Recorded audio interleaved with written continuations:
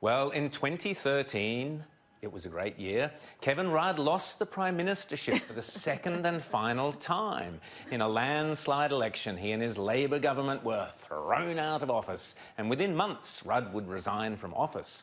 He's had over 7 years now to get over it and to come to terms with the fact that he wasn't quite the Messiah he thought he was. In retirement, he could be sunbaking on a beach or playing with his grandkids or simply basking in the knowledge that no matter how incompetent he was as PM, he still gets a taxpayer-funded pension of $200,000 a year. But Kevin, being Kevin, he can't live with the fact that Australia rejected him. So how does he rationalise that? Answer, as is Rudd's wont, he blames someone else for his demise.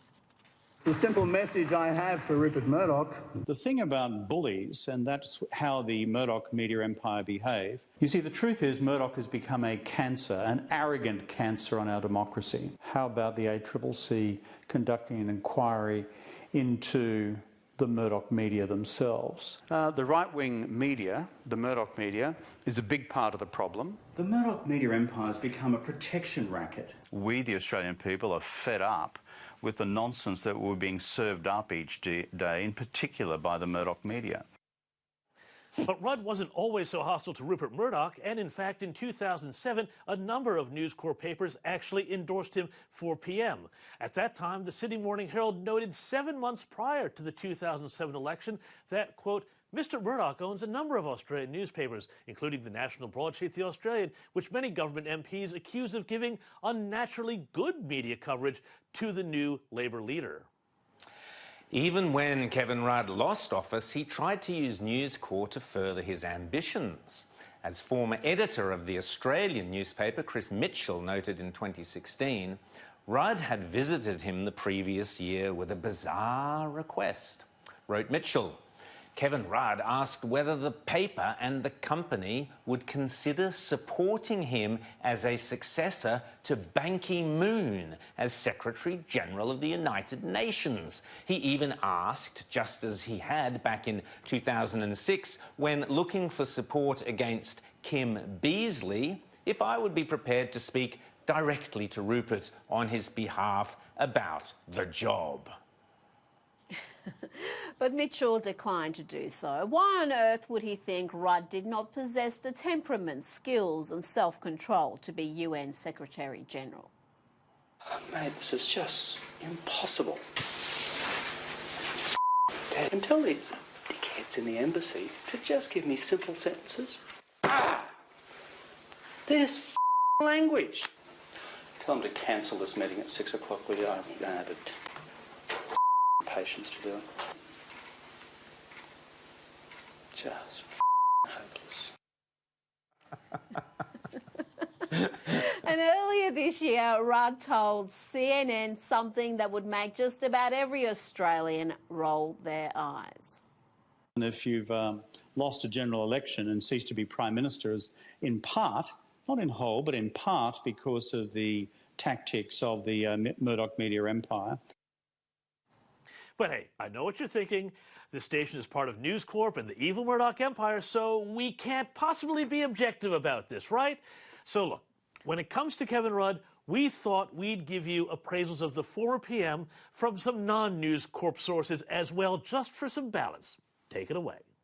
Truth is that Prime Minister Rudd is deeply flawed. People came to the conclusion they could not work difficult issues through with the former Prime Minister. Victorian backbencher Steve Gibbons used Twitter to accuse Mr Rudd of being a psychopath with a giant ego. He's clearly been disloyal internally. Kevin has been running a relentless campaign to undermine the government. Nothing excuses persistently destabilising and leaking against your own team during an election or as a senior minister or as a backbencher. He'd reduced a young female attendant to tears on one flight. Vicious wounds inflicted on the party by Mr Rudd himself. You said Kevin Rudd can spread confusion, create torment. He can get himself into the media, but he can't govern. He doesn't have the courage and the strength that's required. I did say those things. That's an absolutely accurate transcript of my comments on Friday. Kevin Rudd had contempt for the Cabinet, contempt for the cabinet members, contempt for the caucus, contempt for the parliament. And ultimately what brought him down a year or two ago was the Australian public worked out that he had contempt for them as well. Do you understand why so many people have turned against you now, Kevin Rudd? Not just the government, Kevin Rudd. And do you accept that they have judged your leadership and found you wanting? Peter Beattie's calling on the Foreign Minister to go to the backbench and then quit politics. But I agree with the others too. I think it would have been worse under Kevin Rudd. The minor ministry reshuffle indicates several things. Firstly, it gives the impression that the only problem with the former Rudd Labor government was Kevin Rudd. Well, there's no escaping today's poll results, David. Why are voters leaving Labor and how much is it to do with Kevin Rudd? I think it's a great deal to do with Kevin Rudd. Removing Kevin was an act of political bastardry, for sure. But this act of political bastardry was made possible only because Kevin had been such a bastard himself to so many people already. Okay. Now, I know what you're thinking, but maybe we should allow just one News Corp perspective on Rudd. Just one. Okay, I am just going to say what no other Labor figure, because they're all still in office, won't say. The man is a psychopathic narcissist, and that's not just my opinion. That is the opinion of a whole range of people who are currently sitting in the Parliament.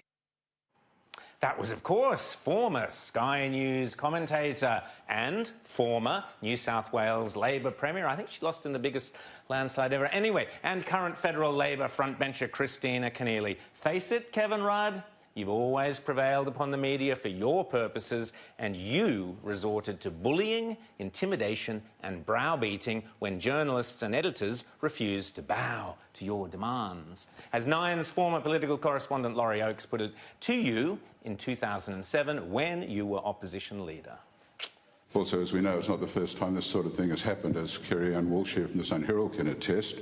How do you explain or excuse this sort of thing? Do you really think you can heavy the media? And what are you going to do about the glass jaw?